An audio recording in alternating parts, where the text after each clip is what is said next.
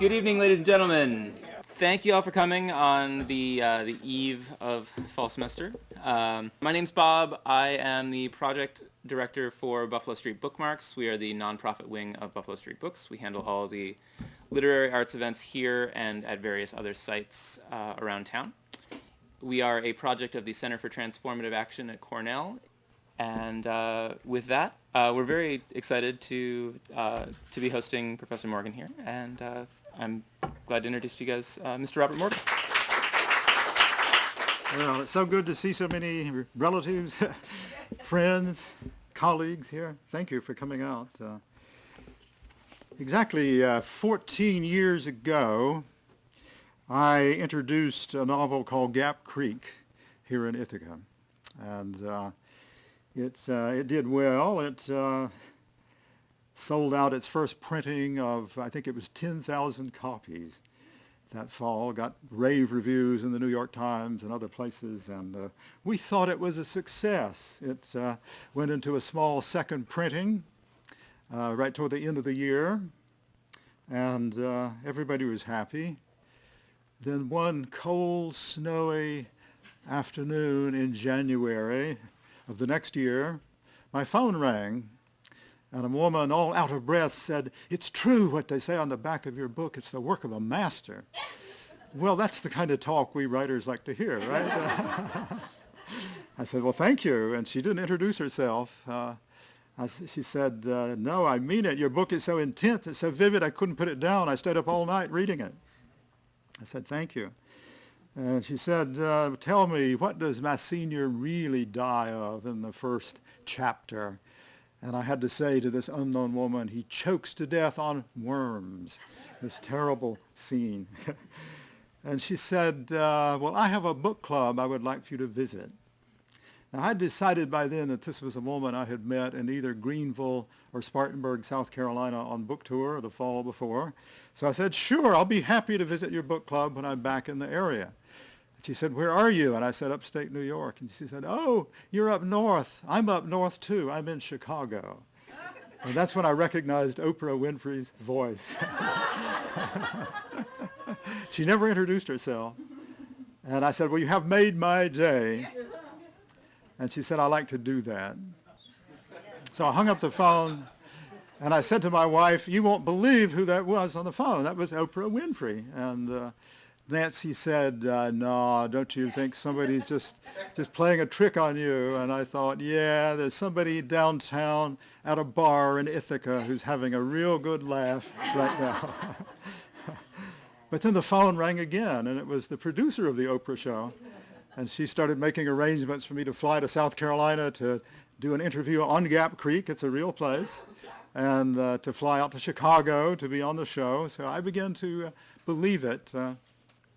When I hung up the phone that time, my wife said, "Well, how many copies do you think that will sell?" Well, I'd heard of the Book of the Month Club, the Oprah Book of the Month Club, and I thought, maybe 20,000 copies, which if you're a poet, I'll tell you, is a lot of copies. Or a short story writer either, as far as that goes. Well, my publisher called me the next day and said, "We have to have 600,000 copies of the hardback in bookstores by next Monday." Because Oprah would announce on Tuesday. So I could just enjoy it. I didn't have to do anything. I had printers all over the country churning out books. People described 18-wheelers carrying copies of the book to Amazon and Barnes & Noble, etc. Well, I discovered that the scale of the Oprah Book Club really is astronomical. That was a complete surprise to me because I don't watch television. I'd never watched her show or anything. And I did indeed fly to Chicago, and we taped the show. And all I had to do was sit there and smile and nod and say thank you as people said nice things. I mean, I'm used to going out and giving a talk or something, but I don't have to do anything on the Oprah show except just be agreeable, basically. Anyway, when we finished taping the show, we went over to the other end of the sound stage where they had set up this fancy dinner. They had a French chef who fixed this fancy dinner for us. And we sat down, and I assumed the conversation would continue. I mean, they've been saying all these nice things about my book. And Oprah rushed in and sat down and said, you know, the thing therapists tell me women complain most about is having to have sex with their husbands. And I couldn't think of anything to say to that. I was absolutely flabbergasted. And Oprah looked over at me and said, Robert's not saying anything. I said, well, I'm taking notes for my next novel. Well, there are a lot of very horrible things that happen in the story of Gap Creek, if you've read it.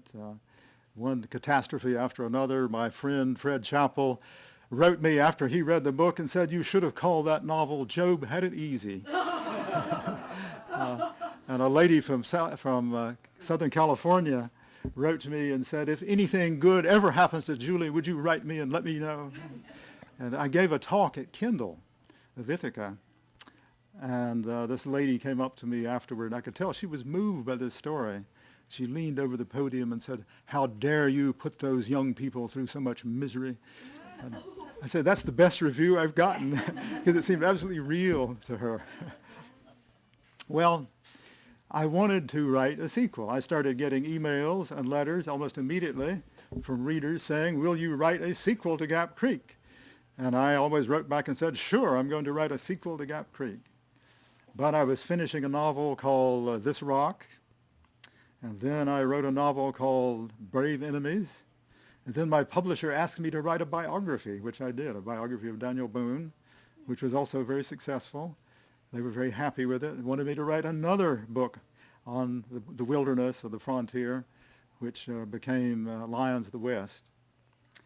But finally, it occurred to me that Julie would not narrate the sequel to Gap Creek. What had been holding me back was I assumed Julie would continue the story. But one day I realized she had told her story. She had had her say. And the sequel had to be narrated by her daughter, Annie. And once that lodged in my mind, I wrote the first draft in about 4 months. Because my fiction is voice-driven. And once I get the voice, the character, I can usually write it pretty fast. The first draft, I revised for about a year after that, but the book is basically done in that first draft. And it's as though I'm writing down what is narrated to me. It is the strangest experience. If you're used to writing critical essays or poetry, to write fiction like that, it's as though once you get in the groove, once you hear the voice, and it's not you. It's this imaginative character. It's the most important thing I ever learned about fiction writing. Fiction is about your characters and their world, their values, their hopes, their pains, not about you. You get rid of yourself. Eudora Welty says, we create our best characters by going farthest from ourselves. Good fiction is rarely, sometimes it is, but it's rarely autobiography. I thought what I would do tonight, since you're all kind enough to come out, is read 3 short excerpts from the book, talk a little bit about it, and then we'll have questions. If you have questions, I'll try to answer them. The opening scene of The Road from Gap Creek occurs in November 1943, and the youngest son is in the Air Force, and that car drives up into the yard, and the 2 soldiers get out, and they know what that means. This is Annie, the daughter of Julie, telling the story.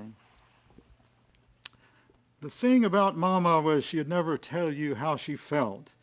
When she was feeling bad, she'd just go on with her work, washing dishes or peeling taters or mopping the floor, and I'd know she was feeling pretty low, but she wouldn't say nothing. Work was what she'd done her whole life since she was a little girl up on Mount Olivet, and she'd keep on scrubbing the dishes and cups with a rag and soapy water and rinse them in cold water and dry them with a linen towel. It would make Papa mad that Mama wouldn't say nothing when her feelings was hurt or she had the blues. There was a difference between them that went all the way back to the beginning of their marriage, back to the days on Gap Creek. Papa would argue and say she had spent too much money on flower seeds or a shrub for the yard. He never could see wasting money on beautifying flowers, while Mama was crazy about flowers and liked nothing better than a Rose of Sharon bush blooming in the yard and attracting bees and hummingbirds, or colorful geraniums in pots along the edge of the porch. She once said it was a sign that God loved us, that he put such colors in the world, as you've seen in the red of geraniums or the pink of dahlias or the dark purple of ironweeds along the road. Julie, you're going to break us up, Papa would say if she paid a peddler $1 for some bulbs to hide in the ground. Mama wouldn't say nothing back. She'd just go on with whatever she was doing, or maybe start something harder, like washing the chicken piles off the porch or sweeping the backyard. I never saw nobody take more pride in keeping the porch clean than Mama did. Chickens would get up on the porch looking for something to peck and leave their piles like big melted coins on the boards. If the piles got baked in the sun, they'd be hard to get off, set hard as cement or glue in the cracks of the wood. So almost every day, Mama would heat a bucket of water on the kitchen stove till it was near boiling. Holding the bucket with a towel or the tail of her apron, she had splashed tongues of smoking water on the planks that made them steam like they was burning. And then with a broom, she'd scour the chicken piles off, flirting the dirty water into the yard. She'd splash and sweep until the porch was clean as the kitchen table, drying in the sun. That day when the black car stopped in the front of the house and the two men in uniform got out, my heart sunk right to the soles of my feet. It was November 1943, and you didn't see many cars then because of the gas rationing. Even on the big road, and on our little gravel road, you could go half a day and not see a vehicle pass except for the school bus. That car could not mean any good as it stopped there on Mama's yard beside the boxwoods. Those two men walked across the ground she had swept so careful, and I wished I could close my eyes and make them go away. We had read in the paper about two men coming to deliver bad news from the war. It made me cold in the belly to see them, and then it made me mad. I wanted to fling open the kitchen door and tell them to go away. They had no business coming on us all of a sudden like this. I wanted to tell them to get back in their black car and drive back to town or some Army base or Washington, D.C., or wherever they'd come from. They knocked on the kitchen door, and when I opened it, the taller one said, "Is Mr. Hank Richards here?" "No, he ain't," I said. The truth was Papa was out cutting firewood on the Squirrel Hill with my brother Velmer. "Is Mrs. Richards here?" the second man said. He took off his army cap and put it under his arm. "No, I'll see," I said, trying to think of some way to keep Mama from having to see them. But the other man took off his cap and looked past me. I turned and seen Mama standing right behind me in the light from the door. "Ma'am, I'm awfully sorry to be the one to bring you this news," he said, and handed Mama a tan envelope. Mama held the envelope a minute without opening it, and then handed it to me. As I ripped open the paper and looked at the telegram, I told myself this was a mistake. We had read in the paper about men reported killed who later turned up wounded in a hospital or lost from their unit. The telegram was words printed on paper ribbons pasted to the page. "Dear Mr. and Mrs. Richards, it is with profound regret I report your son, Troy Richards, serial number 34119284, lost in the crash of a B-17 heavy bomber on November 10, 1943, near the village of Eye in East Anglia. Stop. A grateful nation mourns the loss of your son, whose sacrifice for his country will never be forgotten." I read the words glued to the page to Mama, and she just stared at the door like she didn't see nothing. "Ma'am, if there's anything we can do for you, just let us know," the tall man said. But Mama had already turned away from him. I thought she was going back to the fire in the living room, but she didn't. Instead, she walked to the far side of the kitchen and sat down in the chair by the bread safe. The two men said more things. They talked real gentle, like they was truly sad, and asked again if there was anything they could do. I reckon it was what they done every day, going around delivering those telegrams and telling people how sorry they was. Finally, they said a letter would be coming in the mail, along with a box of Troy's personal effects. Then they put on their caps and walked slow back to the car and drove away. So that's the opening of the novel. And after that, it swings back in memory. I guess we call that the memory loop. Is that what we say in Writer's Workshop? You begin in a fictive present, and then you loop back the story of them coming from Gap Creek to North Carolina story of the typhoid epidemic, the Roaring Twenties, the moonshine, the Roaring Twenties, and then the Depression, the CC camp, and up to World War II, and proceeding from there. But there is more humor in this story than there is in Gap Creek, and there are many more happy moments, shall we say. It's really a love story. It's a double love story. It's Annie and the man she marries, Muir, the man who wants to be a minister, the character from This Rock. Some of you have encountered him before. And Troy and his fiancée, I call Sharon. I'll tell you something strange. I was in North Carolina to launch this book to a huge audience in Hendersonville, my hometown, and my uncle's fiancée was in the audience. I mean, it's a work of fiction, you know, it's not biography, but yeah, she's 96 years old or something. Annie talks several times in the narrative about the importance of acting. She's a very shy woman. She's terrified of having to give a speech, but she discovers that if she's acting, if she's playing a character, she can get up in front of audiences and doesn't feel very much stage fright once she's actually on the stage. And I thought I would read a passage where she talks about that. But it's a theme that comes up several times. She realizes that all the time, all of us are acting. How often do we act the way we actually feel or say what we actually think? In dealing in our professional lives, in our social lives, etc., that it's all acting in a way. And the most successful people are the best actors. She realizes that. It's her senior year, and she's in the senior play at Flat Rock High School. She says, "Now, I'd never been on a stage in front of so many people before, and I admit I felt a little nervous as the big night approached. I knowed nearly the whole school and families and people from the community would come. Papa would drive us to school in his new Model A truck, and Mama and me sitting in the front, the boys riding in the back. When I got to school and went backstage to put on my dress, I could hear the crowd on the other side of the curtain, and my hands trembled a little. My costume was a kind of sundress with low shoulders and a short skirt, almost as short as shorts. I swallowed and suddenly felt so scared I wanted to tell Mr. Oswald I was sick or just run away into the night. But other kids in the play started coming in and putting on their costumes, and it was too late. I prayed that if I could get through the play without making a complete fool of myself, I'd never act again. Some people said the theater was a sin, and maybe I was being punished for taking part. Before the curtain went up, I was trembling, and it felt like my feet had turned to ice. But as the curtain lifted and the lights hit my face, it was like a weight was lifted off me. I opened my mouth to say the first lines and stepped forward into my part. Nobody in the audience could see me. All they could see was Priscilla. It was like I stepped through some kind of wall and was in contact with the people out there in the dark. I said my lines with all the feeling and meaning I could give them. From the first, the audience hung on every word and every move I made. Jason forgot his lines once, and Mr. Oswald prompted him from behind the drapery. But it didn't make no difference. The audience laughed at things that was funny and kept quiet most of the time. There wasn't even much coughing. In the last scene, after I died of a broke heart, Jason was supposed to carry me off stage. I told him at every rehearsal to carry me with my head toward the audience, for if I was turned the other way wearing the short skirt, the people could see all the way up to my bloomers.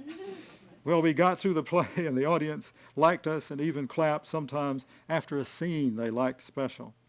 So when I died, Jason picked me up, but I reckon he was nervous and forgot and held me so my legs was toward the audience and my skirt was pulled up even higher. Even though I was supposed to be dead, I reached out and pushed my skirt down as far as I could. And the audience started laughing, and then they roared. Maybe they thought it was in the play, for they started clapping like they would beat their hands to rags and bones. Mr. Oswald was beaming as we come off the stage. Now, Mr. Oswald was a very shy man. He had blushed even talking to a class. But I reckon he was so thrilled to have the play over and to have a big crowd and such applause, he wasn't hardly at himself. As soon as Jason put me down, Mr. Oswald ran over and hugged me and kissed me on the cheek. There was tears in his eyes, and he said, "You're wonderful, wonderful." But the clapping continued, and we had to go out on the stage and take a bow. Now, Annie likes to philosophize. And there are passages of narration, and then she will talk a little bit about her ideas, her philosophy. And since the book is 2 love stories, I thought I would conclude by reading 3 short paragraphs where she's talking about people falling in love. I don't reckon anybody knows what draws a man and woman together. It must be some kind of sixth sense, something nobody understands. I didn't think of Sharon as especially good looking at all. She was kind of skinny and dark, like she had been out in the sun all summer. She had brown eyes and a kind of round face. Her hands looked a little too big for the size of her arms. I thought I knowed what attracted men, but now I'm not so sure. Sharon was slim and well-made. That was all. By the way, Annie's a little bit jealous of her brother's fiancé because she's getting less attention from him as he is falling in love. But all that weekend, Troy opened doors for her and pointed out things to her. He was usually friendly and always polite, but this was different. It surprised me and pleased me to see love take hold of him and Sharon. I guess I was a little jealous, too, for he paid less attention to me. You could see love growing in their eyes when they looked at each other, when they stood close together, when Troy took her hand to help her down the steps or through a fence. To watch somebody fall in love helps us see the world in a new and better light. Most days are just for work and waiting, getting along from hour to hour. But love puts everything in a new brightness and sets the world at a new angle. People in love may look the same, but if you watch them, they seem different too, willing to take risks, see things they hadn't noticed before. I'll stop there. Thank you very much for coming.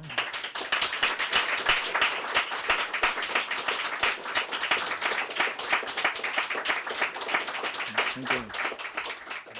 If you have questions or comments, I will try to answer them. Jim. Annie, when she becomes when she goes into an action, she gets outside of herself. It seems similar to what you were saying about the author finding the voice. It's quite, aren't they parallel or something? Absolutely. Acting and fiction writing are very close.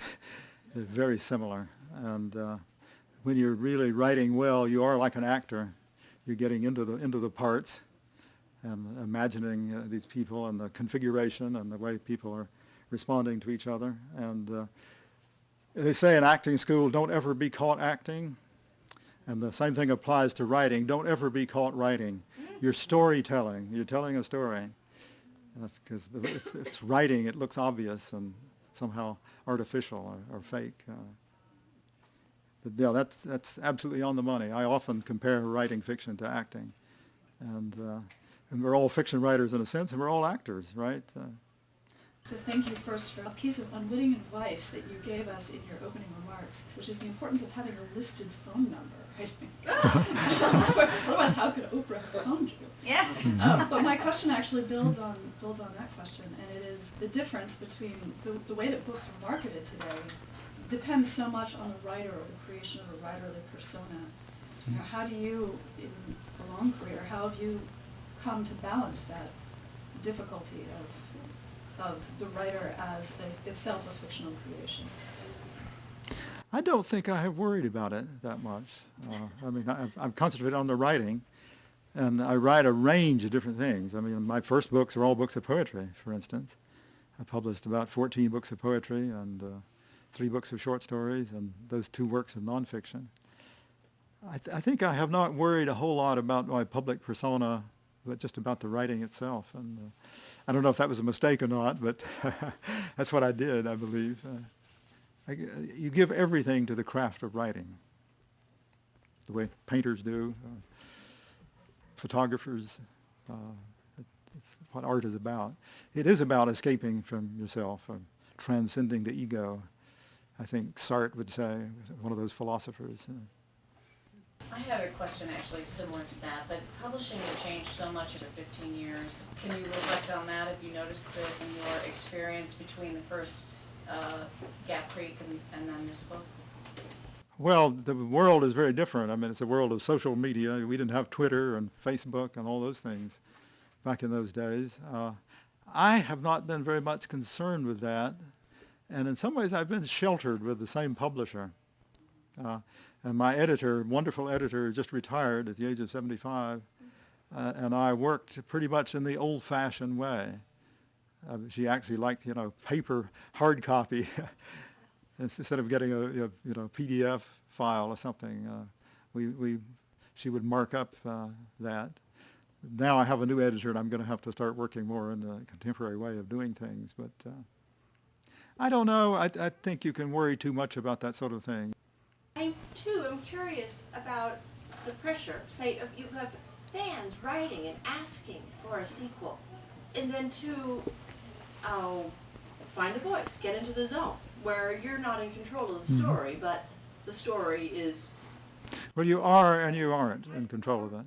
But was there a conscious way of fending off what the public wanted to be true to the story, or is it just something that you know how to do? Well, I taught myself, as I wrote fiction, to pause every once in a while and say, is there any reason in the world somebody would want to read this? That is, you try to look at it as a reader and not as the writer. And that's really important for a fiction writer, to be able to do that. To say, would this be interesting to people? Would it be interesting to somebody who's not from North Carolina? Would it be interesting to somebody who doesn't know me? Would it be interesting to any literate reader? You have to have that sort of objectivity, I think. It's very much a part of the talent. But my great moment of breakthrough came in the spring of 1989. I was trying to write a novel about that uncle who was killed. And I had gone to England. I found the site of the crash. I interviewed somebody who saw the crash. I interviewed pilots, navigators, bombardiers, tail gunners. I read all the manuals on P-17s. I couldn't get started. And one day I thought, well, I'm not getting anywhere with this. Why don't I create a fiancée and have her tell part of the story? And it was so scary to think of writing from the point of view of a woman. What did I know about how she would remember these things and think about it? But I said to myself, I will be like an actor. I will erase myself and give everything to this character. What does she remember? What does she want? What is she mad about? What is she afraid of? So you prepare to write a character the way you prepare to act a role. I mean, it's very, very similar. What is the motivation? Why is she telling me this story? What is the motivation for this narrative? And it became a novella called The Mountains Won't Remember Us, which Paul Sawyer has written a beautiful essay about. Well, by the time I'd written 30 pages of that, I knew it was the best thing I'd ever done. I had escaped out of myself into that fictive world. Bob, I wanted to ask you about this notion of the characters taking over the process for you and it sort of pouring out of you. You briefly said that you do and you don't lose control or something like that. I thought of Nabokov batting it away as a canard and saying, my characters are galley slaves. So can you talk more about that state in between, the illusion that you have lost control of what you're doing and how you get there and how you stay there? Well, let's back up a little bit. In the 19th century, poets like Baudelaire and Poe believed that you created in a state of reverie. And the great thing about that state was you were drawing on the unconscious while you were still conscious. You were combining control and possession, as it were. And I think writing fiction is similar to that. Of course you're in control. You're writing down the words, they're coming from somewhere. But the feeling you have, you feel as though it's being dictated to you somehow. But of course it's your imagination and you have some control over it. So it's both control and lack of control at once. It's that state, Emerson says, in the poetic state, in the inspired state, you hear far chaos talk with me. And that's what he's getting at. I mean, you're getting close to chaos, but of course, if you're a poet, you're not working with chaos. You're working with order, with form, but you have that feeling of energy, of primordial energy, almost chaotic.